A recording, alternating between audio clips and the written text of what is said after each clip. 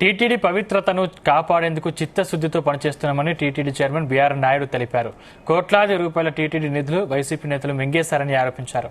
ఏడుకొండల్ని ఆనుకుని ఉన్న ప్రాంతాన్ని ముంతాజ్ హోటల్కు కేటాయించడం వైసీపీ చేసిన పెద్ద తప్పన్నారు. పవిత్ర తిరుమలలో ముంతాజ్ హోటల్ నిర్మాణం సరికాదని చంద్రబాబు చెప్పారన్నారు. టీటీడీ భూములను ప్రైవేటు సంస్థలకు ఇస్తున్నారని దుష్ప్రచారం చేస్తున్నారని మండిపడ్డారు. తిరుపతిలో నివసించేందుకు భూమన కరుణాకర్ రెడ్డి అనర్హుడని అతన్ని తిరుపతి నుంచి తరిమి కొట్టాలన్నారు బీఆర్ నాయుడు.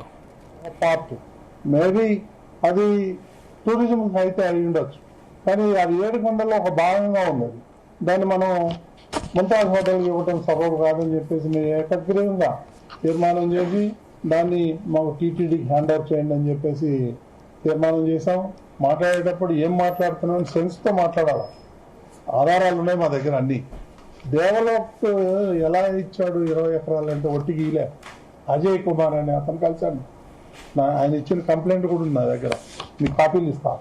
ఆయన్ని మంగళగిరికి పంపించి ఆ ప్యాలెస్ లో పాయింట్ బ్లాంక్ పెట్టి 20 ఎకరాలు వెనక్కి తీసుకున్నారు.